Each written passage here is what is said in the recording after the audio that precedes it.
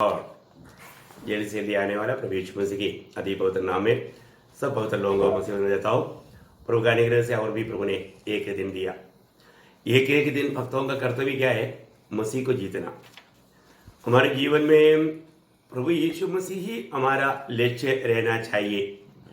प्रियो, जीवन के सफर में आज कितने लोग प्रभु को छोड़ करके दुनिया के पीछे लगा हुआ है। हमेशा पवित्र लोग ये जानना है कि हमारा 3 दुश्मन है, याद है ना? कौन कौन सा है? दुनिया, शरीर और शैतान। देखिए, ये तीनों बात हमारा दुश्मन है। तो इसमें कहीं ना कई बातों में हमें हमारा धोखा खिलाने के लिए प्रयास में है।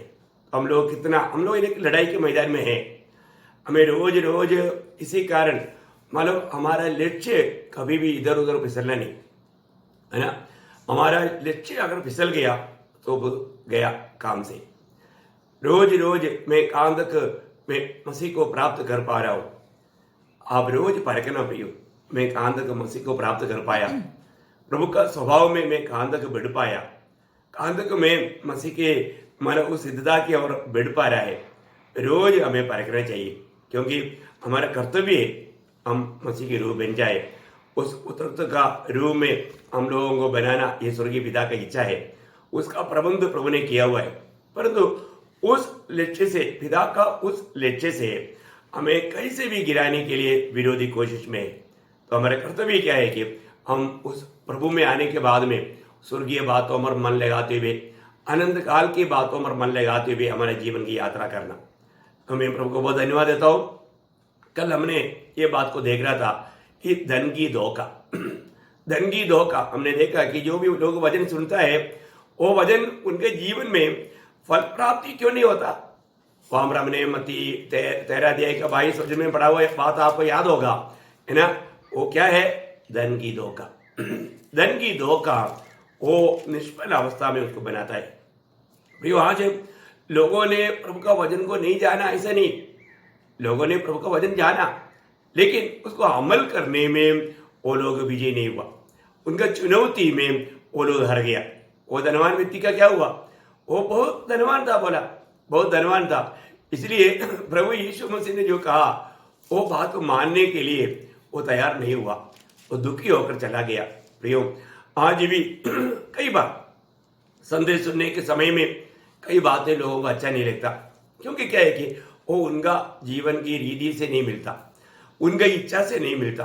प्रियो, एक बात जानना, आज हम मसीह में है तो हमारा इच्छा को कोई स्थान नहीं।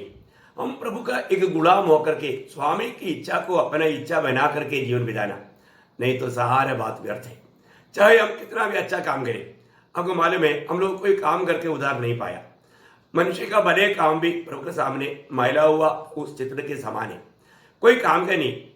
तो इवन एक बात मैं आपको बताऊं, आप प्रभु में आने के बाद में भी अच्छा काम करके आप भला इंसान बनने का कोशिश ना करें। यह हमारे एक धोखा का बात क्या है? जरूर हम उन भले कामों के लिए सृजा गया, परंतु वो काम हमारी तरफ से नहीं होना चाहिए, प्रभु की ओर से होना चाहिए। प्रभु हमारे जीवन में करना चाहिए, प्रभु की आत्मा की अगुवाई में होना चाहिए। प्रभु हमें उस कार्य को करवाने वाला अनुभव चाहिए। नहीं तो भी हम ऐसे बातों पर भी घमंडी हो सकता है। मैंने भी बहुत भले काम किया, मैंने बहुत अच्छा काम किया, ऐसा अपने आप में धोखे में पड़ सकता है। तो अब इन बातों में बहुत सावधान रहना, है ना? तो कल आपको प्रभु ने अच्छा दिन दिया ना, क्योंकि आप में से क्यों मुझे मालूम है कि आप लोग कोई धन के पीछे नहीं। आपको मालूम है हम लोग जो कल समाप्त किया था उसको ही आगे कर रहा है। धन की धोखा से हमें कैसे बचना है, धन धोखा देगा। मैं उसमें एक बात आपको आज शुरुआत में एक्लेशियंस चैप्टर 5 वर्स 12 का भी पाठ में लिखा है। एक्लेशियंस उपदेशक का किताब उसका 5 अध्याय उसका 12 वचन की बी पाठ में लिखा है। धन लोगों के पास मिल जाता है, लोग सोचते हैं कि धन आने से मुझे शांति मिलेगा, खुशी मिलेगा, बहुत कुछ मिलेगा। लेकिन यहाँ पर एक बात वचन कहता है, धन जिसके पास है उसका जीवन का अनुभव क्या है? परंतु धनी का धन बढ़ने के कारण उसको नींद नहीं आती। देखो धन से आप चारपाई ले सकता है, पलंग ले सकता है, सोफा से ले सकता है, परंतु नींद नहीं ले सकता। ये आपको मालूम है ना कितनी धनवान लोग नींद का गोली खा कर करके परेशान हो गया, फिर भी नींद नहीं आता। आप देखिए, क्योंकि उनकी भरोसा, उनका आश्रय, उनका चाह तो पूरा ये दुनिया का धन है। प्रियो, ये धन वास्तव में कितना बड़ा धोखा देता है। मुझे भी ऐसे कई लोगों को मैं जानता हूँ, है ना।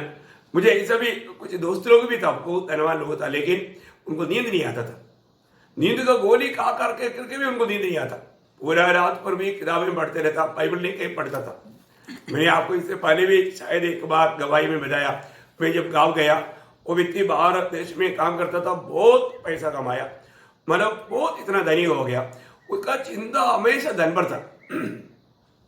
तो उसका पत्नी, जब मैं उधर गया, सुसमाचार सुनाया, उसका पत्नी ने बोला ये व्यक्ति सोते हुए अभी कम से कम 10 साल से ऊपर हो गया। आप बताओ, 10 साल से ऊपर वो व्यक्ति सोया ही नहीं है, और नींद का गोली कई प्रकार का ट्रीटमेंट किया, लेकिन उसको नींद नहीं आता। रात भर वो किताब पढ़ते रहता है और पत्नी को भी बहुत तकलीफ देते रहे। तो ये बोला अभी उसके लिए आप प्रार्थना करना। मैं बोला प्रार्थना का भी जरूरत नहीं। फिर मैं बोला एक बात मैं आपको बताऊं, मैं उनको पूछा कि ये बाइबल पढ़ता है क्या? बोला कभी नहीं पढ़ता। मेरे एक मतलब रोमन कैथोलिक था, क्रिस्तीय कुटुंब का व्यक्ति है। आप देखिए प्रियो, मैंने उसको बोला ऐसे करो, उसका नाम जॉर्ज था। मैं बोला जॉर्ज प्लीज, मैं अभी मेरा और एक मित्र के पास जा रहा हूँ, आप ये काम करना, मैं उधर से 2 घंटे के बाद में आएगा, वो 2 घंटे के अंदर आप ये वचन पढ़ना बोल करके मैंने निकाह कर दिया, क्योंकि उसको तो बाइबल से इतना कॉन्टेक्ट नहीं था। मैंने मत्ती के सुसमाचार 5 अध्याय से पढ़ने के लिए मैं बोला मैं आने तक कम से कम ये मतलब 5, 6, 7 चैप्टर आप 2-3 बार रिपीट करके पढ़ना, इतना बोल के मैं गया। वो बोला ठीक है। अभी मैं जाकर के बराबर 2 घंटे के बाद में, तकरीबन 2-2.25 घंटे में मैं वापस आया। आने के टाइम पर मेरे को दूर से देखते ही वो सिस्टर भाग कर आया, बोला ब्रदर वो सो गया। मैं बोला ओ, इतना खुशी था, मतलब वो उसने अभी 10 साल से ऊपर हो गया, वो सोते हुए कभी देखा ही नहीं, पर वो इतना आनंदित हो गया कि वो सो गया। बोला मैं बोला देखो बाइबल का वचन उसको पढ़ने नहीं दिया मेरे शैतान ने, देखा कोई भी टैबलेट काम नहीं किया, नींद का टैबलेट भी फेल हो गया, मेडिसिन फेल हो गया, उस जगह में देखो प्रभु का वचन के प्रति शैतान उसको वो पढ़ने नहीं दिया है। उसका एक निर्णय था, चलो मैं आज, मेरा भाई ने बोला है तो, मेरा दोस्त ने बोला है तो मैं आज पढ़ लेते हैं। लेकिन प्रियो मैं आपको बताऊं, मतलब मैंने जब बाद में मैं बोला अभी तो उनको सोने दो, और वो इतना बड़ा गहरा नींद लिया। जबकि मैं शाम के टाइम पर जब गया तो मैं पहुंचने से थोड़ा आधा घंटा पहले उठा था। तो फिर मेरे को बोलते हैं कि वो बहुत खुश हो गया वो भी, क्योंकि वो भी बहुत दिल से चाहता था कि नींद लूं, लेकिन नींद होता ही नहीं। आप देखिए प्रियो, धन उसको नींद नहीं दिया। फिर मैंने उसको बताया देखो आपको विरोधी कितना अंधकार में आपको बंद करके रखा है, और किसी प्रकार भी सच्चाई नहीं जानना, और प्रभु के साथ नाता नहीं जोड़ना। सच्चा धन प्रभु यीशु मसीह है प्रियो। उस यीशु मसीह को आप कितना यीशु मसीह को पाया, वही आपका ओरिजिनल धन है। पर तो आज कितने लोग मतलब ये बात का समझता है, ये समझ ना होने के लिए विरोधी काम करता है। इसलिए प्रियो एक बात मैं आपको बताना चाहूंगा, आज भी आपको प्रभु ने सुंदर अवसर दिया है ना। कल रात को अच्छा ठीक है, मेरे दोस्त के पास जाने दो, आपका नींद कैसा रहा? आपने मतलब सोया है कि नहीं अच्छी तरह है? हाँ, ये परखना है। और प्रभु के साथ नाता अच्छा है तो प्रियो आपको मालूम है ना, जब भजन संगीता 4 अध्याय का 8 वचन में लिखा है कि मतलब मैं लेट कर सो गया, पर कैसे सो गया, कौन नींद दिया? वहां पर ऐसे लिखा है भजन संगीता 4 अध्याय का 8 वचन, मैं शांति से लेट जाऊंगा। देखो मैं कैसे लेट जाएगा? शांति से। क्यों? टेंशन नहीं है ना। जिसको प्रभु में भरोसा है, या यीशु मसीह जिसका धन बन गया है प्रियो, वो व्यक्ति के लिए उसके लिए कोई ऐसा टेंशन लेने की बात ही नहीं। मैं शांति से लेट जाऊंगा और सो जाऊंगा, क्योंकि हे यहोवा केवल तू ही मुझको एकांत में निश्चिंत रहने देता है। देखा कितना अनोखा बात है प्रियो। प्रियो उस अच्छा नींद का अनुभव देने वाला प्रभु है। वो बात नीति वचन में भी उसका संबंध भी एक सुंदर एक वचन है। उसका 3रा अध्याय का 24 वचन पढ़ना, नीति वचन उसका 3रा अध्याय का 24 वचन में। जब तू लेटेगा तब भय न खाएगा, हाँ। जब तू लेटेगा तब सुख की नींद आएगी। कैसा नींद आएगा? सुख की नींद। बोलेगा तो प्रियो कितना भी दाम देने से भी ऐसा नींद नहीं मिलता। ये अनुभव करने वाला पवित्र लोगों के लिए मैं प्रभु को धन्यवाद देता हूँ। प्रियो रोज प्रभु के ओर से मिलने वाला वो सुख की नींद ना। कई बार लोग नींद से भी उठने के बाद में बोलता है, ओह मेरे को बहुत थकावट है, मैं बहुत परेशान है। मतलब वो कुछ दुष्ट स्वप्न देखता है, कुछ ऐसा कई बातें से उनका दिल व्याकुल है। आपने देखा ना कई लोग मतलब उठ करके आने के टाइम पर उनके चेहरे में कोई आनंद ही नहीं है। आप देखो, आप कभी भी मेरे पास आना है और मैं उठने के टाइम पर आप मेरे चेहरे देखना, मेरे चेहरे एकदम चमकते हुए मिलेगा आपको। क्योंकि मैं रात को सोने के टाइम पर भी बिस्तरे में भी क्या करता हूँ, प्रभु का वचन ध्यान करते रहता हूँ। प्रभु का वचन ध्यान करते करते मैं सो जाता हूँ। सुबह उठते ही मैं, अरे प्रभु अभी तक मैं यहाँ रहे, अभी तक आप आए नहीं, अभी तक मैं उधर पहुंचा नहीं। मैं प्रभु को उठते ही प्रभु को धन्यवाद देना शुरू करता हूँ। बहुत प्रसन्न जीव से, प्रसन्न चेहरे से। बहुत बड़ी बात है प्रियो, है ना। हमारे जीवन में शायद 63 भजन संगीता का 4-5 वचन में, हिंदी में आगे पीछे वचन हो सकता है, जब मैं बिछोने पर प्रभु को स्मरण किया तो मेरा अवस्था क्या हो गया। मेरा अवस्था इतना अच्छा था, आत्मिक अवस्था का बात है वो। जब मैं बिछोने पे पड़ा तेरा स्मरण करूंगा, तब रात के एक एक पहर में तुझ पर ध्यान करूंगा। मेरा जो मानो चर्बी और चिकने भोजन से तृप्त होगा, और मैं जय जयकार करके तेरी स्तुति करूंगा। हाँ, क्या अनुभव है प्रियो। आप लेटने के टाइम पर फालतू बातों में मत ध्यान करो प्रियो। अपने बैंक बैलेंस के बारे में, अपना वो दुनिया की बातों के बारे में, दुनिया की चिंताओं में मत जाना। आपका सच्चा धन ओ वास्तव में मतलब प्रभु के बुलाए हुए लोगों के लिए प्रभु उनका धन नहीं प्रियो। अब मालूम है, जब हमारा बहुत परेशान था एक दिन सोने से पहले, शायद उनका दिल में बहुत बोझ था, क्योंकि उन्होंने लोत परिवार को बचा कर लाया था। एक बड़ा लड़ाई लड़कर आया। अभी उनको दिल में एक डाउट आया कि अरे हमें जिसको हरा कर आया था, हो सकता है वो वापस एक बड़ा सेना तैयार करके मेरे खिलाफ अगर वो लड़ाई के लिए आएगा तो मेरा क्या होगा। शायद प्रभु का भक्त के दिल में ये संदेह आया होगा। वो बात से हमको समझ में आएगा। उत्पत्ति 15 अध्याय में उसका 5वां वचन में प्रभु उसको क्या बोलता है, क्योंकि प्रभु भक्त को अच्छा नींद देता ना। नींद भंग होने वाला चिंताओं में अब्राहम तुम मत जाओ, इसलिए प्रभु वहां पर उसको क्या बोलता है। इन बातों के पश्चात यहोवा का यह वचन दर्शन में अब्राहम के पास पहुंचा। हे अब्राहम मत डर। इसका मतलब उसको डर था, पर उसके अंदर एक डर आया था। अभी तो प्रभु बोला मत डर, तेरी ढाल और तेरा अत्यंत बड़ा प्रतिफल मैं हूँ। देखा प्रियो, वो लड़ाई में उसको बहुत धन देने के लिए राजा कोशिश किया, बोला तेरा एक जूते का रेसी भी मुझे नहीं चाहिए, मेरे को धन, मेरा धन मेरा प्रभु है, मुझे वो धनवान बनाने वाला मेरा प्रभु है, मैं तेरी ओर से धनवान नहीं बनूंगा। प्रियो, इतना बड़ी बात है।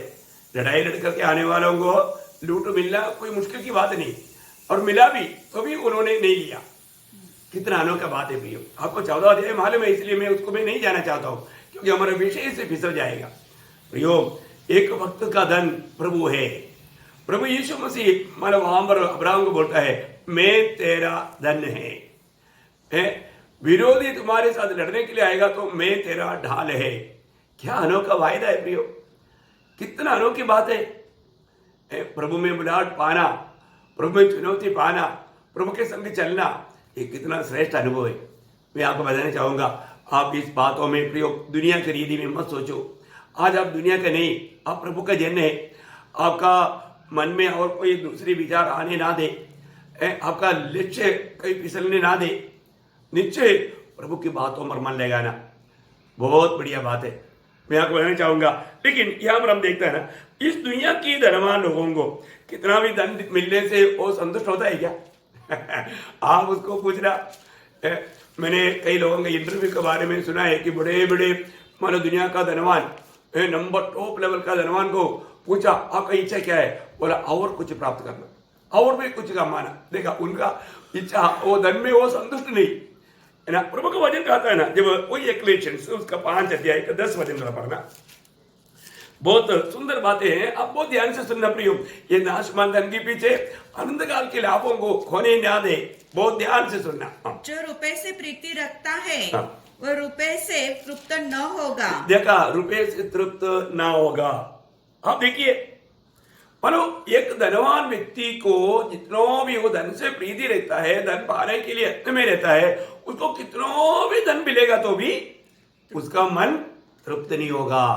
देखा कितना बड़ा भयंकर बात है? दुनिया का कोई भी धनवान, इसका मतलब क्या है कि वो फिर भी मानो उसका धन मन उस लालची में लेके रहता। धन के पीछे मन लगाना कितना बड़ा धोखा है प्रियो, उसको तृप्त नहीं होता, ठीक है ना। लेकिन हमें ये बात को जानना है कि सच में हमको प्रभु धन देता है प्रियो, जरूरत के लिए सब कुछ प्रभु देता है। प्रभु की ओर से प्रभु जिस पर प्रसन्न होगा उसको मिलने वाला आनंद की बात वही एक्लेशियंस में 2 अध्याय का 26 वचन पढ़ना।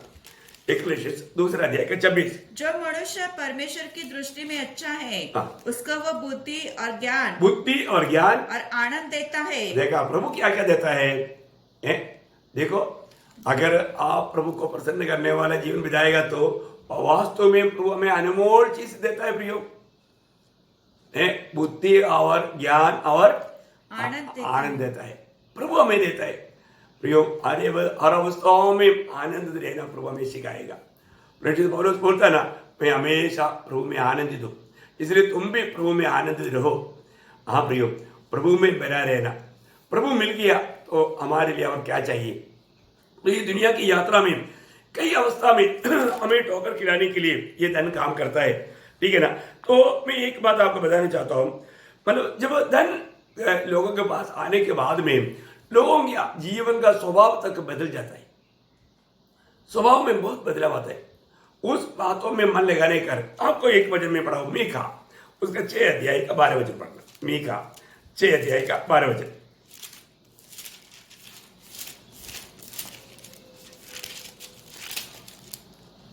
यहाँ के धनवान लोग उपद्रव का काम देखा करते हैं। हाँ देखिए, दुनिया का धनवान लोग क्या करता है? उपद्रव या दूसरे को नुकसान पहुंचाते रहता है। वे लोग बहुत साहस करता है, बहुत मतलब बुरे काम करता है। आपको मालूम है, मतलब इस दुनिया की धन पाने के लिए कितने लोगों ने कितनी अपनी, अभी मैं ये मतलब मैं जहाँ पर रहता हूँ नासिक में, यहाँ पर एक बहन का मैंने एक गवाही सुना था। 2 बिजनेस पार्टनर था, मतलब उनका पति और एक दूसरा उनका दोस्त। ये दोनों बहुत अमीर लोग था, लेकिन वो दूसरा व्यक्ति ने क्या किया, इसका पूरा संपत्ति लूटने के लिए उसको एक बार चेन्नई लेकर गया। चेन्नई ले जाकर के उधर मतलब हॉस्टल में रहने के समय में उनका खाने में जहर डाल के उसको खत्म कर दिया और उसका पूरा धन लूट लिया। करोड़ों का मतलब बिजनेस का बात था। वो रो रहा था, उसका पत्नी रो रहा था कि, और उसको भी मालूम पड़ गया कि इसने जानबूझ के और उसका पूरा लूट लिया, क्योंकि उसने उससे पहले ही कई बातों में इससे मतलब कुछ ऐसा उपाय लेकर के साइन वगैरह कराया था। देखो धन है ना, बहुत भयंकर बात है। और मैंने इससे पहले भी शायद आपको बताया, मनमाड़ में मैं खुद जानता हूँ एक व्यक्ति कीर्ति, उसका नाम पर एक नगर वहां पर कीर्ति नगर। वो व्यक्ति एक मिशनरी को उनके पास $1 का बड़ा ये दे करके उन्होंने उस व्यक्ति को रात को जा करके खत्म किया। और उन्होंने वो पूरा मतलब उसमें बहुत कुछ था, क्या क्या था मुझे मालूम नहीं, लेकिन वो खुद मुझे वो व्यक्ति ने गवाही दिया। अब ये बात एक अद्भुत बात है, क्योंकि मतलब वो व्यक्ति के पास मैं सुसमाचार सुनाया। उसके पास 28 ट्रक्स था, क्योंकि मैं आर्मी का जो भी गेहूं FCI से उधर फ्लावर मिल में पहुंचाता था, उसका गाड़ी में पहुंचाता था, इसलिए हमारा बहुत दोस्ती था। मैंने उसको जब वजन पहुंचाया तो वो उसका ये कीर्ति नगर, उसमें 250 घरों के बीच में उनका बड़ा बंगला है, राजमहल जैसा। उनका 5 बेटी है। उनका कमर से नीचे मतलब दोनों पाव काटा हुआ है। उनका अपना ही एक मतलब पैथोलॉजिस्ट डॉक्टर अब्राहम मनमाड़ का, वो रोज जाकर के उनका ब्लड लेता था टेस्टिंग के लिए। वो नमक डाल करके खाना नहीं खा सकता, चीनी डाल के चाय नहीं पी सकता। अभी वो मर गया। तो ये कब का बात है, 94 का बात है। तो बोलने का अर्थ क्या है प्रियो, वो व्यक्ति ने मुझे खुद गवाही दिया, प्लीज आप मुझे सुसमाचार मत सुनाओ, क्योंकि मेरे जीवन में मैं तो पुलिस का कानून से भी मैं बिक गया दुनिया का, उसको कोई पकड़ा ही नहीं। लेकिन वो व्यक्ति ने मुझे बोला, मेरा शांति के लिए मैं आपको एक बात खोल कर बोलता हूँ, क्योंकि आप एक प्रभु का दास है। वो बोला, मैंने मेरे जीवन में इस प्रकार एक मिशनरी को खत्म किया, इसलिए मैंने ये सब कुछ कमाया। वो मूंगफली भेजने वाला व्यक्ति था, उसके पास से वो बाहर से आया हुआ वो मिशनरी मूंगफली लिया, उसके पर भाई खोला तो उसका नजर में आया और वो उसका पीछे ले गया, वो धन के पीछे। प्रियो, वो बोला, मैं कभी भी शांति से कभी सोता नहीं, मैं रोज इतना डर करके जीवन बिताता हूँ। वो खुद बहुत बड़ा करोड़पति आदमी गवाही दिया। मैं बोलने का अर्थ क्या है प्रियो, ये धन लोगों को कैसे अवस्था में पहुंच जाता है, साहस करवाता है। यहाँ पर वचन क्या बोलता, माने ये क्या करता, 6 का 12 वापस पढ़ेंगे। यहाँ के धनवान लोग उपद्रव का काम देखा करते हैं। उपद्रव का काम देखा करता है। धनवान उपद्रव का काम, दूसरे को कैसे भी मतलब खत्म करके मैं उसका भी लूटूं, ऐसा एक भावना में जीवन बिताता है। प्रियो, बहुत भयंकर बात है ना। धोखा कितना प्रकार इस रीति में लोग धोखा खाता है प्रियो, धन के पीछे। आज आपको मालूम है कि कितनी अभी पिछले दिनों में न्यूज़पेपर में हम देखते रहते हैं, है ना। एक वो औरत का नाम भी भूल गया, मतलब उसका बहुत अभी जेल में है, हाँ डोली उसने मतलब उसको ये दुनिया का सुखों के प्रति, दुनिया का धन के लिए उसने अपने पति को खत्म किया है, उनका पिता को खत्म किया, उसका माँ को खत्म किया, उसका बंधुजनों को, मतलब 6 लोगों को मर्डर किया। आप देखो कितना भयंकर बात है। उसी रीति में दूसरा एक लड़के के बारे में सुना कि उसने उसका पत्नी को सांप को कटवा करके मार डाला। मैं उन लोगों का नाम याद करना भी पसंद नहीं करता, लेकिन मैं बोलने का अर्थ क्या है प्रियो, ये धन का लालच आज कितनी प्रकार। और भी एक लड़के ने मतलब उनका पिता, माँ और उनका बहन डॉक्टर लोग हैं, बहुत ऊंचा पदवी के लोग हैं, मैं उन लोगों को खत्म किया। किस लिए? धन के लिए। देखो कितना ये धन का लोभ दिल में आने के बाद में कितना बुरा काम करता है प्रियो, कितना बुरा काम करता है ना। याकूब उसका बारे में मतलब धनवान लोग करने वाला 3 बुराई के बारे में कहता है। याकूब का पत्री 2 अध्याय का 6-7 वचन पढ़ना। याकूब, पर तुमने उस कंगाल का अपमान किया। देखिए धनवान लोग क्या करता, कंगालों का अपमान करता। क्या धनी लोग तुम पर अत्याचार नहीं करते? अत्याचार करता। और क्या वे ही तुम्हें कचराहियों में घसीट कर नहीं ले जाते?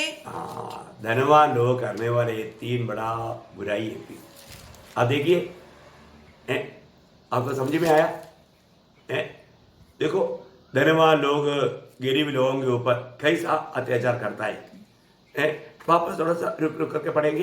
पर तुमने उस कंगाल का अपमान किया। तुमने उस कंगाल का अपमान किया। देखो मतलब एक सवाल के रूप में लिखा है ना, सवाल के रूप में लिखा है। मतलब तुम लोगों का मतलब अपमान कौन करता? धनवान लोग करता।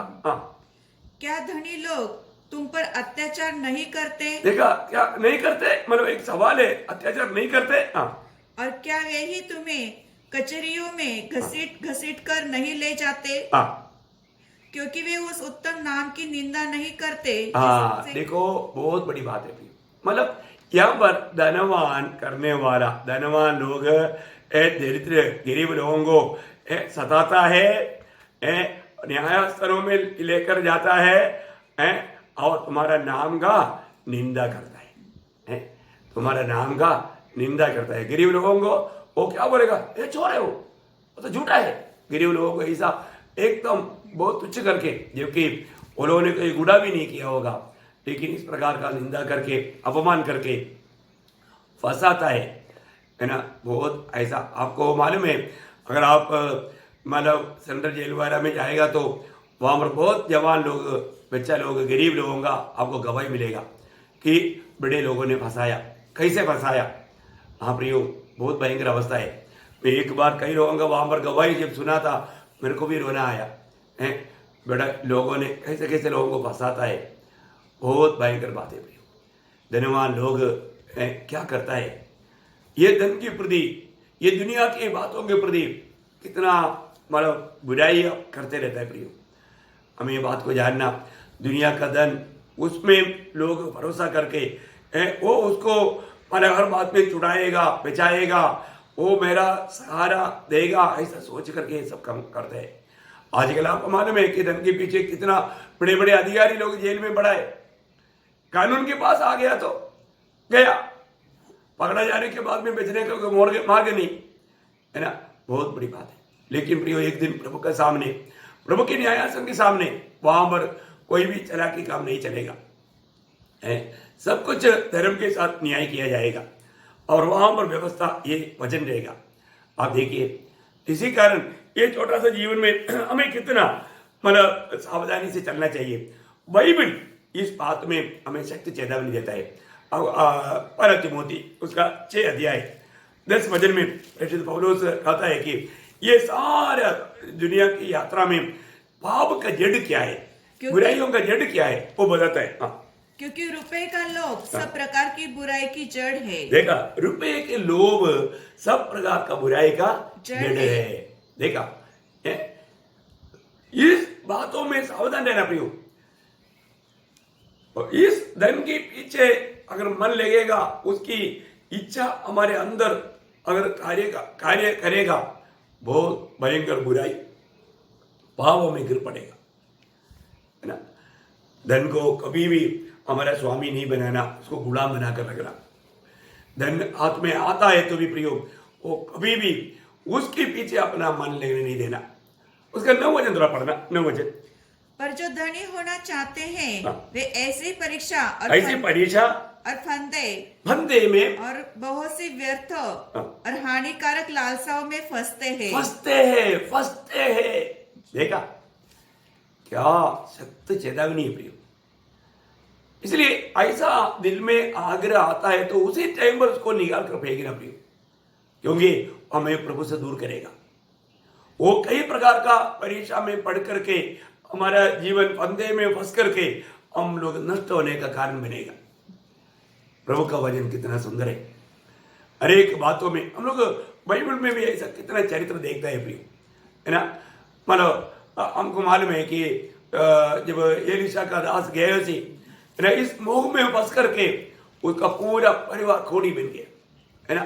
आखान इस फंदे में फंस करके पूरा परिवार का नाश का कारण बना। ये सब आपको मालूम है, मैं उस बातों को पढ़ा करके आपको बताने की जरूरत नहीं, है ना। लोग इस मतलब धन के कारण अपना मतलब चाचा से या मतलब अब्राहम से, जो प्रभु का भक्त से अलग होना पड़ा। ये सब कारण क्या है? धन है प्रियो, धन के पीछे कितनी लोगों ने, है ना। देमास धन को, ये दुनिया को चाहते हुए, दुनिया को चाहने का अर्थ धन नहीं तो है ना। वो मतलब अच्छा प्रभु का दास पौलुस को छोड़कर चला गया, है ना। ये धन देने वाला धोखा। धन के पीछे दलीला ने शिमशोन को गोद में अल्लेलुया सुला करके और धन कमाने के लिए उसका आंग भी नष्ट करके कितना बड़ा धोखा का काम किया, झूठा प्रेम का अभिनय किया।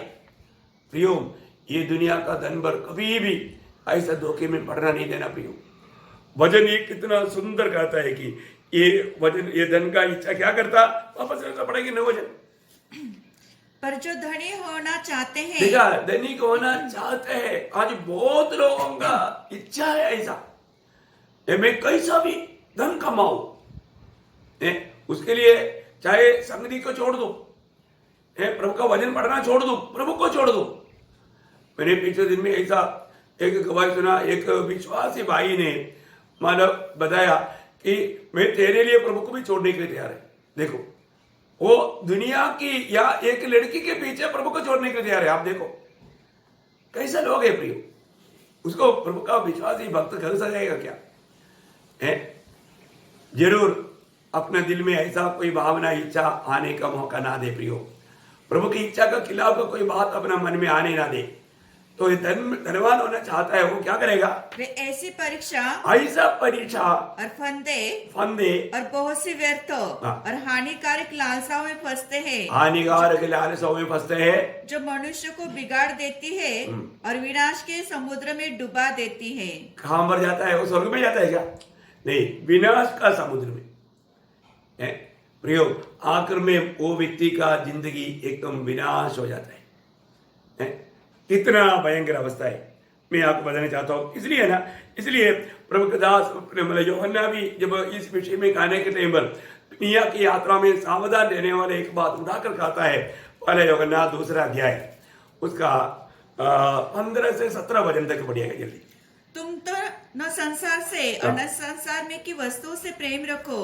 यदि कोई संसार से प्रेम रखता है तो उसमें पिता का प्रेम नहीं। देखो, संसार से प्रेम रखने वालों के अंदर पिता का प्रेम नहीं। वो कितना सख्त चेतावनी है प्रियो, है ना। ये दुनिया का धन, दुनिया की बातें प्रियो, उन बातों पर कभी भी हमारा मन भागने का मौका ना देना प्रियो, है ना। दुनिया का सुखों के पीछे, दुनिया का आदर सम्मान पाने के पीछे कभी नहीं जाना प्रियो। ऐसा जाएगा तो इसके पीछे एक भयंकर धोखा का हाथ है। आगे, क्योंकि जो कुछ संसार में है अर्थात शरीर की अभिलाषा, और आंखों की अभिलाषा, और जीविका का घमंड वह पिता की ओर से नहीं परंतु संसार ही की ओर से है। संसार और उसकी अभिलाषाएं दोनों मिटते जाते हैं, पर जो परमेश्वर की इच्छा पर चलता है वह सर्वदा बना रहेगा। हमें प्रभु की इच्छा में रहने के लिए सीखना, है ना। ऐसा नहीं हमें जो भी हमारा आंख में अच्छा लगा उसके पीछे चला, आंख की अभिलाषा, शरीर की अभिलाषा, जीविका का घमंड, है ना। ये दुनिया में कुछ बनकर दिखाने का इच्छा नहीं होना प्रिय, अपने शरीर की इच्छाओं में, अभिलाषाओं में जाकर के धोखा ना खाना। मसीह यीशु के लोगों का को भी आपको याद है, गलातियों 5:24 में लिखा है, जितने मसीह यीशु के हैं उन्होंने शरीर को अपना इच्छा और अभिलाषा समेत सूली पर, क्रूस पर चढ़ा दिया। प्रियो, हमने अभी भी चढ़ाया है कि नहीं? आज भी ऐसा कोई इच्छा हमारे जीवन में कार्य करता है क्या? दिल कोई भी बात को देख करके बहक जाता है क्या, है ना। देखो, ये शरीर का इच्छाओं में होकर के कई गलतियों में लोग डूब सकता है, बहुत जल्दी उसमें उनकी मोहों में फंस सकता है। हमारा काम है फरकना। कोई भी ऐसे बात हमारे जीवन में प्रभु का नाम को निंदा ना लाने लायक के कोई काम ना कर पाए, बहुत बड़ी बात है। मैं आपको बताना चाहता हूं, मतलब कहां तक हम प्रभु के वचनों को सम्मान करते हैं। प्रभु के वचन जो कहता है, मतलब उस बात में हम कहां तक सावधान है, ये बात को हमें परखना है। मैं कुछ बातें, मतलब जो धन की लोभ के खिलाफ में कुछ वार्निंग्स है, वो बात में शॉर्ट में मैं आपको बताना चाहूंगा, बहुत विस्तार से बोलने के लिए फिर ये मतलब आगे बहुत चलते रहेगा, इतना जरूरत नहीं। मैं विश्वास करता हूँ आप लोग ऐसा बातों के बारे में समझता है, लेकिन कुछ बात मैं आपको, मतलब इस धन के पीछे जो धोखा है और प्रभु का वचन उसमें क्या चेतावनी दे रहा है, वो बात को मैं आपको बताना चाहूंगा। नंबर 1 बात, प्रभु का वचन का चेतावनी है, पहला तिमोथी उसका 6 अध्याय का 11 वचन में प्रभु के भक्तों के प्रति प्रभु का चेतावनी। और बहुत सावधानी से इस बात को जानना, मतलब धन के खिलाफ प्रभु का वचन हमें देने वाला चेतावनियां है, ये जो मैं अभी आपको बता रहा हूँ। मतलब किसी प्रकार भी दुनिया की धन के पीछे अपना मन न भागने के लिए मैं ये बात आपका ध्यान में लाना चाहता हूँ। मतलब पहला तिमोथी 6:11, पर हे परमेश्वर के जन, हे परमेश्वर का जन, तू इन बातों से भाग और धर्म और भक्ति, विश्वास, प्रेम, धीरज और नम्रता का पीछा कर। अपना इन बातों से भाग बोलेगा तो वो बातों से पहले बोला वो बात है। एक्चुअली मैंने आपको इससे पहले भी पढ़ाया था, अब उसका मतलब 9-10 वचन और एक बार साथ में पढ़ेगा। पर जो धनी होना चाहते हैं वे ऐसी परीक्षा और फंदे और बहुत सी व्यर्थ और हानिकारक लालसाओं में फंसते हैं, जो मनुष्य को बिगाड़ देती है और विनाश के समुद्र में डुबा देती है।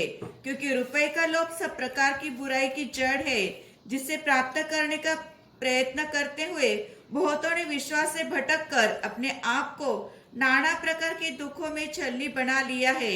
अभी पर इन बातों अभी ये बात को लेकर के बोलता है ए परमेश्वर का भक्त, मतलब परमेश्वर के जन इन बातों में कितना सावधान रहना चाहिए, इन बातों से भागना।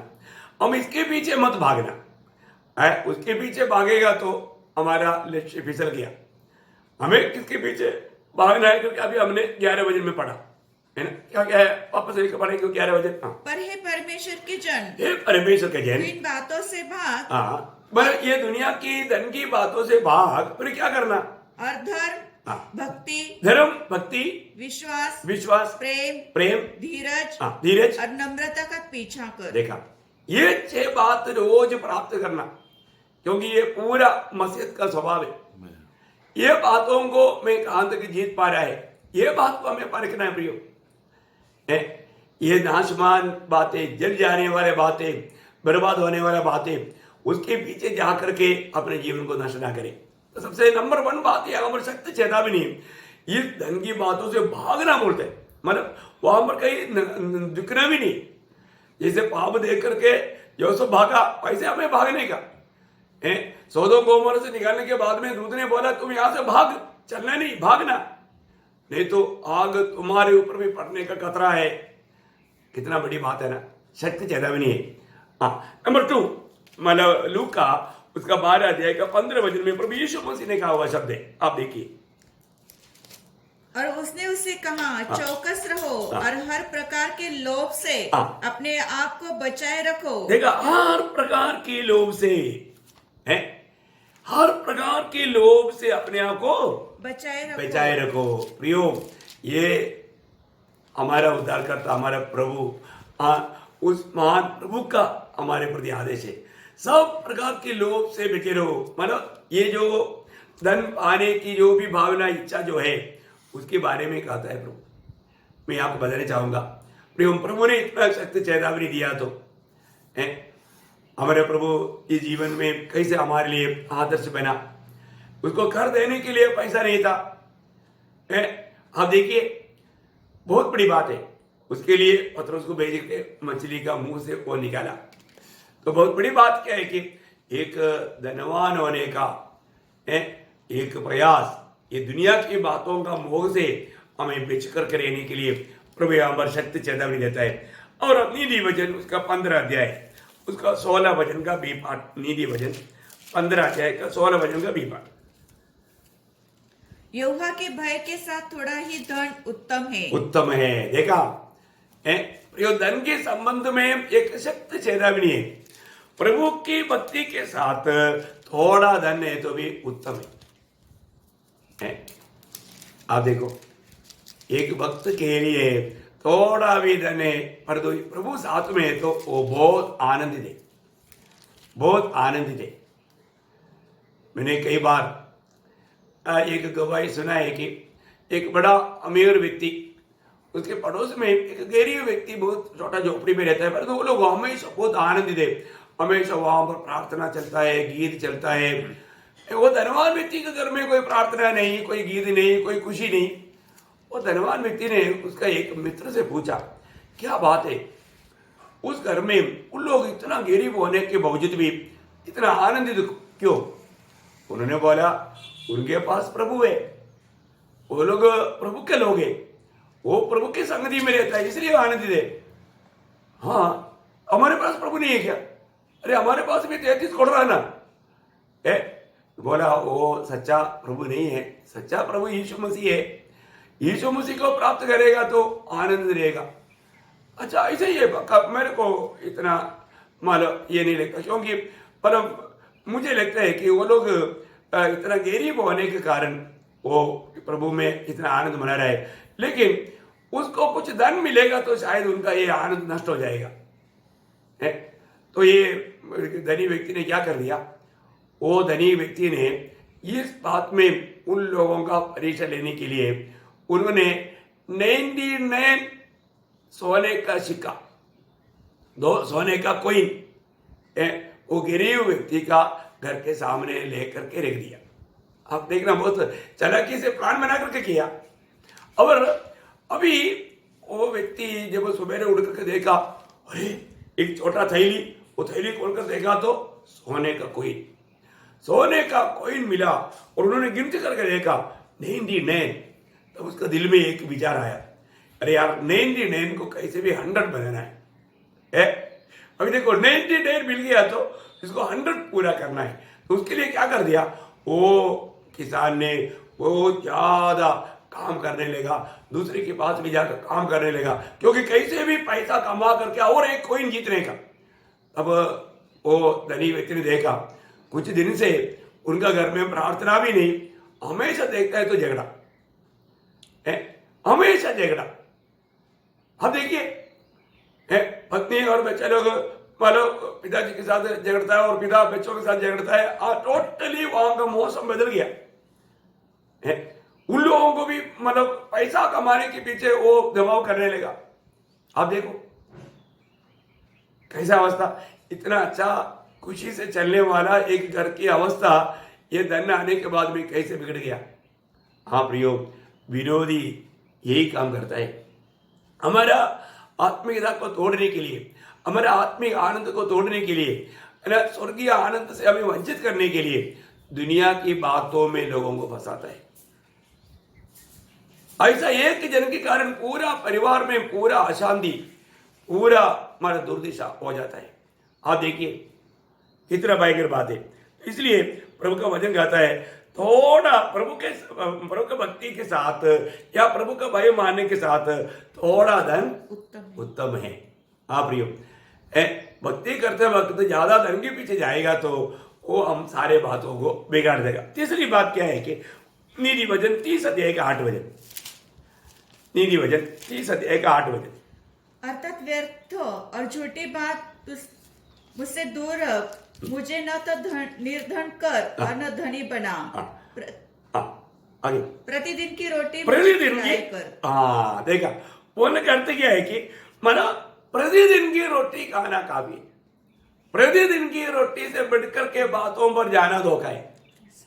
या मुझे धनवान बन करके मैं तुझको ना इनकारे है, वो धन के पीछे में ना जाए, बहुत सत्य चेतावनी है। वापस पढ़ना उसको, अर्थात व्यर्थ और झूठी बात मुझसे दूर रख। मतलब व्यर्थ और झूठी बात क्या है, ये दुनिया का धन, ये दुनिया की धन से तू मुझको दूर रखना है। ये दुनिया की धन कमा करके मैं तुझको भूल जाने वाला अनुभव में मुझको लेकर नहीं जाना। मुझे ना तो निर्धन कर न धनी। मैं ऐसे मुझे गिरीव बना करके, मुझे चोरी करके तेरे नाम को निंदा करने का मौका नहीं देना है। देखा क्या करना प्रभु, मुझे सिर्फ रोज का रोटी देना। देखिए बोलने का अर्थ क्या है प्रियो, हमें सिर्फ इस जीवन में जीने के लिए, कई लोग खाने के लिए जी रहा है, कई लोग जीने के लिए सिर्फ खाता है। कितना फर्क है उसमें। धनवान लोग खाने के लिए जी रहा है और तो गरीब लोग जीने के लिए खाता है, बहुत अंतर है इसमें। मैं उन सारे बातों में व्याख्या करने की जरूरत नहीं। मैं एक बात आपको बताऊं प्रियो, ये एक बात निश्चय है कि अगर ज्यादा धन जब आता है लोग प्रभु को भूलने लगता है। ये तो हम आज भी देखने वाला बात है। सावधान रहना प्रियो, आज भी प्रभु के प्रति हमारा भूख प्यास बढ़ रहा है कि नहीं, ये बात को परखने के लिए मैं एक बात आपको बताया। ओके, और एक बात मतलब इसी संबंध में इसकी अर्थ मिलने वाला एक शब्द है, मतलब पर तिमोथी 6 अध्याय का 8 वचन में पौलुस मंडली को या तिमोथियुस को समझाने के टाइम पर ये बात का एक अच्छा प्रोत्साहन देता है। यदि हमारे पास खाने और पहनने को हो तो इन्हीं पर संतोष करना चाहिए। कितना अनोखा शब्द है, संतोष है क्या है? खाने के लिए पहनने के लिए तो इसमें संतोष करना, मतलब लालच करके और कोई बातों के पीछे जा करके कहीं फंदे में नहीं फंसना, इसमें संतोष पाना सीखना। ये सब आज का पीढ़ी के लोगों को बोलेगा तो बिल्कुल मानने के लिए तैयार नहीं रहेगा। प्रियो, प्रभु ने इतना कुछ देने के बावजूद भी लोग संतोष नहीं, तृप्त नहीं। कितना दुखदायी बात है। हमें अपने जीवन में भरकर देखना है कि हमारा जीवन आज कैसा है? और एक सत्य चेतावनी याकूब देता है, बहुत ध्यान से पढ़ना। याकूब का किताब 5 अध्याय उसका पहला वचन। देखिए धनवान धन के पीछे प्रभु ने दिया हुआ चेतावनियां बहुत सावधानी से अपना दिल की पटरी पर लिख कर रखना प्रियो, नहीं तो इस आखिरी समय में धोखा खाने का खतरा जरूर रहता है। हाँ। हे धनवानों, सुन तो लो, तुम अपने आने वाले क्लेशों पर चिल्ला चिल्ला कर रो। देखा, धनवान को याकूब बोलता है तुम्हारे ऊपर आने वाला उस मुसीबत के प्रति तुम रो, अभी तुम रो। देखा, उनको मालूम नहीं उनके ऊपर आने वाला वो मुसीबत क्या है। हमें ये बात को जानना प्रियो, धनवान लोग धन की घमंड में परमेश्वर की इच्छा का खिलाफ में चलने के समय में प्रभु उन्हें सख्त चेतावनी देता है, क्योंकि उन लोगों के लिए प्रभु एकदम तुच्छ है। धनवान लोगों की अवस्था कितना भयंकर है प्रियो। एक बात जानना, हमारा जीवन में प्रभु का भय मानने में कहां तक उलझा ही है करके देखना प्रियो। और ऐसा नहीं है तो बहुत बड़ा धोखा हो जाएगा। अभी योग धनवान था, लेकिन उसका मतलब जीवन में धन के प्रति थोड़ा भी उसका दिल नहीं लगता था, ये आपको मालूम है। सब कुछ नष्ट होने के बावजूद भी योग ने क्या बोला, प्रभु ने दिया, प्रभु ने लिया, प्रभु को महिमा मिले। ऐसा इस दुनिया के साथ मन ना जोड़ते हुए इसे एकदम अलग होकर के जीवन बिताना, ऐसे सिखा हुआ प्रभु का भक्तों के लिए उनके पास आने वाला धन प्रभु का महिमा का कारण बनेगा। खुद की स्वार्थता में कोई इस्तेमाल नहीं करेगा, ये सच्ची बात है, बहुत ही सुंदर बात है। अब देखिए, इसलिए याकूब धनवानों को बोलता है तुम्हारे जीवन में आने वाला उस दुर्घटना, उन बुरी बातों का कारण अभी तुम रो ना। यरूशलेम को देख करके, इसराइल को देख कर प्रभु ने बोला था ना, मैं जैसा मुर्गी अपने बच्चों को पंखों से संभालता है, मैं तुम्हें कितनी बार ऐसे अवस्था में तुझे बचाना चाहा, लेकिन तुम लोगों ने नहीं सुना, उन्होंने नहीं जाना। प्रभु उस समय में भी उनको मन फिरने के लिए मतलब बुलाता था, लेकिन उन्होंने अपना मन को कठोर किया। आपको सबको मालूम है, यरूशलेम में वो लोग कभी भावना नहीं कर सकता, इतना भयंकर विपत्ति उनके जीवन में आया है। वहां पर चरित्र बताता है, उनमें कितनी जवानों को मतलब उन लोगों ने मतलब सूली पर चढ़ाया, कितनी भयंकर रीति में मतलब लोगों को वध किया गया, यरूशलेम मंदिर को आग लगा करके नष्ट किया, बहुत भयंकर। आप देखिए, उन लोग नहीं जानते थे, उनके जीवन में आने वाला वो विपत्तियों को देख नहीं पाया, प्रभु वो जान करके उनको बताता है। इसलिए यहाँ पर याकूब भी धनवान के ऊपर आने वाला उन विपत्तियों के कारण उनको चेतावनी देता है, तुम लोग अभी रो करके मन फिरो, प्रभु की राहों पर चलो, प्रभु में बने रहो, ये दुनिया की धन में मन लगा करके अपने जीवन को नष्ट ना करो। कितना सुंदर चेतावनी है। और हम देखते हैं कि एक सत्य चेतावनी भजन संहिता उसका 62 अध्याय का 10 वचन की भी पाठ में पढ़ता है। भजन संहिता 62 अध्याय उसका 10 वचन का भी पाठ। चाहे धन संपत्ति बढ़े तो भी उस पर मन न लगाना। देखा, यदि प्रभु के अनुग्रह से अगर आपको संपत्ति मिला है तो भी आपका मन उसमें मत लगाना।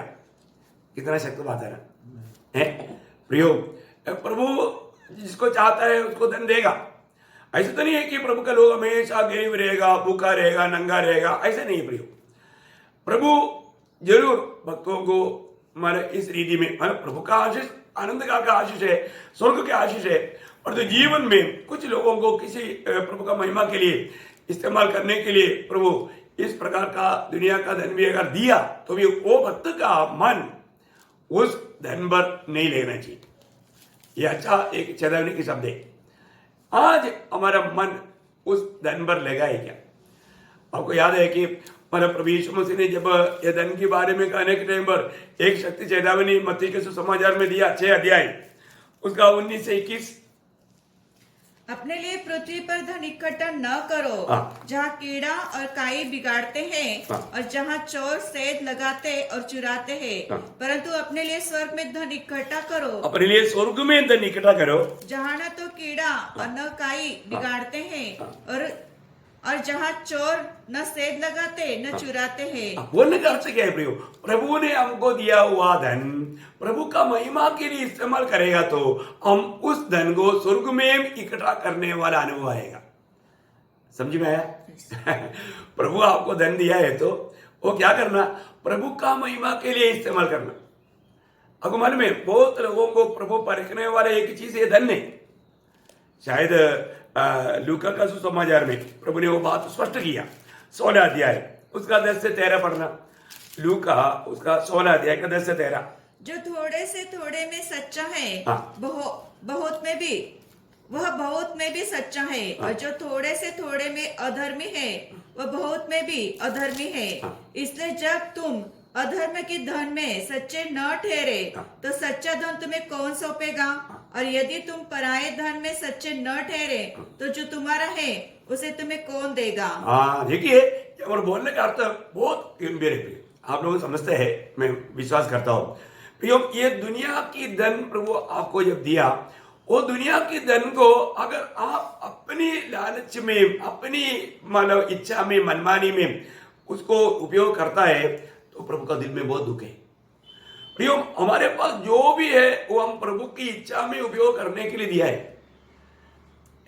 जैसे हम अपने शरीर के अंगों को प्रभु के लिए अर्पण किया, उसी प्रकार हमारे पास जो भी है वो प्रभु का महिमा के लिए अर्पण करना जरूरी बात है, और वो प्रभु का महिमा के लिए इस्तेमाल करना चाहिए। और ऐसा नहीं है प्रियो, प्रभु आपको प्रभु का महिमा के लिए इस्तेमाल नहीं करेगा। आज बहुत लोग प्रभु के हाथ में इस्तेमाल क्यों नहीं होता? क्योंकि वो प्रभु का लक्ष्य से दूर हो गया, चला गया। वो अपनी इच्छा पूरा करने के लिए मिला हुआ सुविधाओं को अपनी स्वार्थता में, अपनी इच्छा पूरा करने के लिए वो इस्तेमाल किया। प्रियो, हमें परखना, आज थोड़ी बातों पर हम विश्वास योग्य है क्या? और हम प्रभु की महिमा नहीं चाहता है किसी प्रकार भी। मैं खाऊंगा, पीऊंगा, आयुष करूंगा, मैं अपनी मनमानी में जीऊंगा, मेरी इच्छा को मैं पूरा करूंगा, ये लक्ष्य रहेगा तो नहीं प्रियो। एक प्रभु का जन का हमेशा इच्छा, मेरा प्रभु का मेरे प्रति इच्छा क्या है, मेरे पास प्रभु ने ये दिया है तो ये मैं किस प्रकार प्रभु का इससे मैं महिमा कर पाऊं, ये भावना होना चाहिए। इसलिए प्रभु का वचन कहता है कि किसी प्रकार भी अगर संपत्ति बढ़ने से उस पर हमारा मन नहीं लगना, ठीक है ना। और इतना ही नहीं, एक और शक्ति चेतावनी है, 8वां चेतावनी है धन के ऊपर। मैंने आपको 7 बात बता चुका है। 8वां बात इसमें यह है कि निधि वचन उसका 23 अध्याय का 4-5 वचन।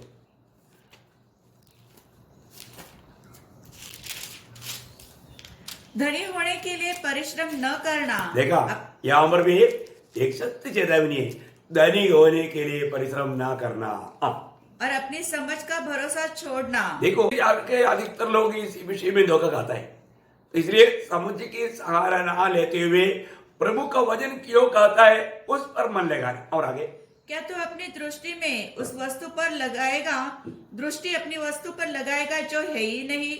मालूम प्रियो, ये जो दुनिया का धन है ये आपके पास हमेशा रहने वाला एक सच्चा धन नहीं।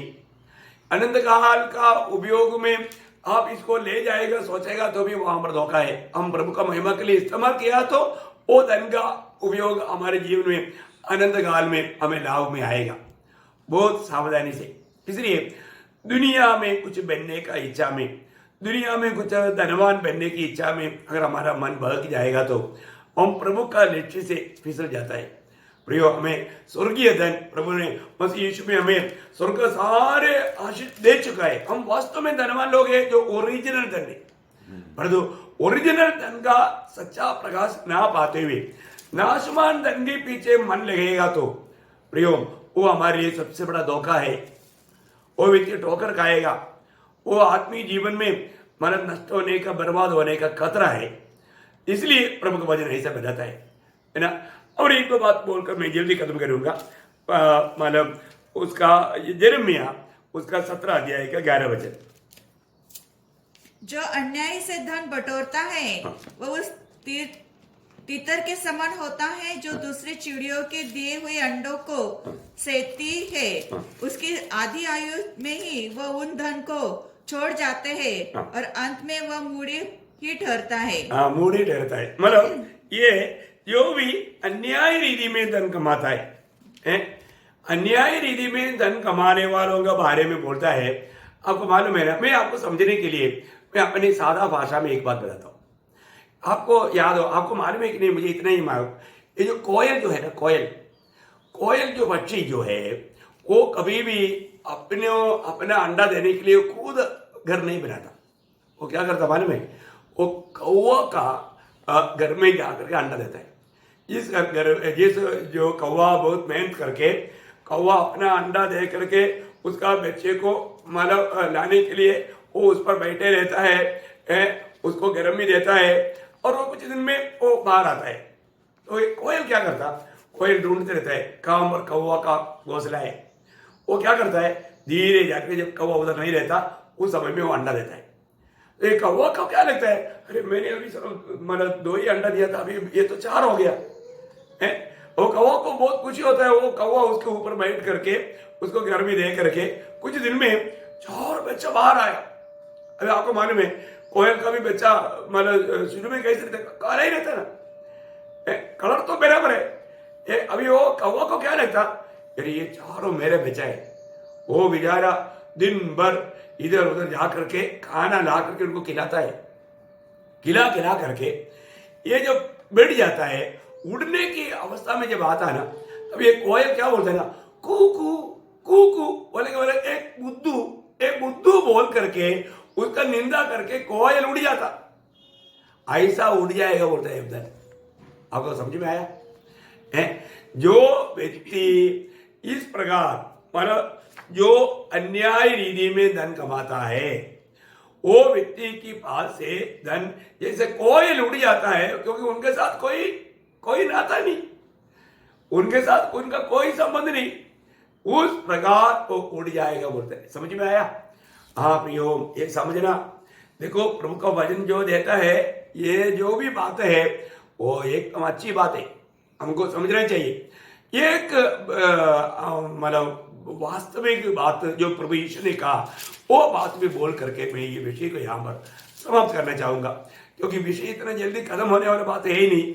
ये तो बाइबल में इसका बहुत मतलब वर्णन हम देखते हैं। लेकिन एक आखिर में एक धनवान और एक गरीब व्यक्ति की बात आपको मालूम है, कोई कहानी नहीं है, संभव है। जब लूका का सुसमाचार में 16 अध्याय में 19 से 31 तक जो पढ़ता है, वो बात आप सबको मालूम है, मैं उसको ज्यादा विस्तार से बोलने की जरूरत नहीं। लेकिन वहां पर हम क्या देखता है, उसका 19 वचन कांस उड़ा का कहना। एक धनवान मनुष्य था जो बैजनी कपड़े और मलमल पहना था और प्रतिदिन सुख विलास में और धूमधाम के साथ रहता था। हाँ देखा, अभी वो संभव पूरा अभी आपको मालूम है, पूरा उसका बारे में वर्णन करने के लिए समय नहीं मिलता। लेकिन एक बात है, उसके पास धन था, वो कैसा कपड़ा पहनता, मलमल का कपड़ा है, बहुत महंगी कपड़ा है, बहुत अपने आप को इतना दुनिया को दिखाने के लिए, मैं कोई मतलब गरीब नहीं, मैं बहुत अमीर व्यक्ति है, मेरे पास देख है। हमने देखा था ना, हमारे नेबूकदनेस्सर का बात कल में देखा था प्रियो, ये व्यक्ति भी ऐसा बड़ा महल बना करके है, बहुत आलिशान दीदी में खा पी करके बहुत अपने आप को धूमधाम कैसा जीवन बिताया, धूमधाम। और आप देखिए, आप वापस पढ़ना उसको। एक धनवान मनुष्य था जो बैंजनी कपड़े और मलमल पहनता और प्रतिदिन सुख विलास में और धूमधाम के साथ रहता था। देखा, मतलब उनको जो धन मिला, वो धन प्रभु उनको दिया है, ये प्रभु का महिमा के लिए इस्तेमाल करना चाहिए, वो बात को वो भूल गया है ना। उसकी डेवड़ी पर एक गरीब व्यक्ति है, बहुत घाव से भरा हुआ, ठीक से बोलेगा तो ठंडी में पहनने के लिए सही वस्त्र तक नहीं है, उनको कोई खाना भी नहीं मिलता। खाना जो फेंकता था वो कुत्ता खाने के बाद बेच जाता, वही उसको मिलता, इतना एक गरीब अवस्था में। प्रियो, उन्होंने उस गरीब के ऊपर कोई तरस नहीं खाया। वो गरीब के लिए एक मतलब वो इतना धनवान है तो वो उसके लिए क्या क्या कर सकता था, लेकिन नहीं किया। आपको मालूम है मरने के बाद क्या हुआ है? धनवान व्यक्ति को उधर का आज का रीति में बोलेगा तो धनवान है तो सादा, अभी नामदारी लोगों का बात बोलेगा तो धनवान है तो उनका मतलब जो भी मित्रान विशप आएगा। बड़े बड़े लोगों के लिए सादा पादरी से काम नहीं चलता। उनके लिए बिना बोलते बिशप भाग कर आएगा, क्योंकि उनको फायदा मिलता है दुनिया का है। और उस समय में बिशप आकर के बोला, और धनवान व्यक्ति का नाम नहीं दिया ना उसको, धनवान, ऐसा कोई इसका नाम होता है क्या धनवान? नहीं, उसका अवस्था था। पर वो गरीब लाजर का नाम जरूर आया, क्योंकि वो प्रभु का भाई मानता था। देखा, प्रभु का भाई मानने वालों का नाम बाइबल में भी लिखता है। प्रभु को छोड़ने वाला लोगों का कहाँ लिखता? मिट्टी में। आपको याद है ना, यिर्मयाह लिखा ना 17:13 में। तो बहुत बड़ी बात है प्रियो, हमारे जीवन में आज मेरा नाम कहाँ लिखा है? स्वर्ग में लिखा है कि नहीं? है ना, पढ़ना है, समझना है। अगर मेरा नाम मिट्टी में लिखा है तो क्या फायदा? कहाँ लिखा है? मिट्टी में। जो यहोवा इस्राएल के आधार, जितने तुझे छोड़ देते हैं वे सब लज्जित होंगे। जो तुझसे भटक जाते हैं उनके नाम भूमि में पर लिखे जाएंगे। देखा, मिट्टी में लिखा जाएगा, भूमि में, मिट्टी में। देखो, क्योंकि प्रभु को उन्होंने छोड़ दिया, प्रभु को त्यज करके जीवन बिताया। कितना दुखदायी बात है, उन्होंने प्रभु को स्मरण नहीं किया। वो भी अब्राहम का बेटा था, क्योंकि वो संभव आपको मालूम है, मैं पूरा वास्तव में क्यों जाऊं। लेकिन एक बात जानना प्रियो, अवसर एक ही है, आप जानना, एक ही जिंदगी है, एक ही मौका है। ये अवसर नष्ट किया तो बाद में मौका नहीं मिलता प्रियो। आज हमें पढ़ कर देखना है। आज जो भी प्रभु ने हमें अगर ये दुनिया का धन दिया है, तो मैं अपने लिए सोचा या मैंने प्रभु जैसे चाहता है उन गरीबों को भी देने के लिए मैंने सीखा क्या? अभी ये धनवान व्यक्ति मरने के टाइम पर विश्व आकर के प्रचार किया, हमारा स्वयान सो स्वर्गवास हो गया। सचमुच में कौन सा वास हो गया? नरकवास हो गया। लेकिन विशप ने बोलने से स्वर्गवास होता है क्या? और उधर वो प्रार्थना भी किया होगा, प्रभु स्वयं सो ये व्यक्ति को अब बहुत शांति देना, अपने पास लेना। ये कितना भी ले लो, बोलो शांति दे दो बोलेगा तो अभी भी वो धनवान वो आग में तड़प रहा है। आप देखो, 2020 साल पहले प्रभु ने कहा हुआ वो धनवान कहानी नहीं, वो अभी भी वो उस आग में तड़प रहा है, रो रहा है। आप देखो प्रियो, और आनंद काल तक रोते रहेगा। अभी ये रोना कभी बंद नहीं होगा। अभी जितना रो रहा है उससे भी ज्यादा चिल्ला कर रोएगा।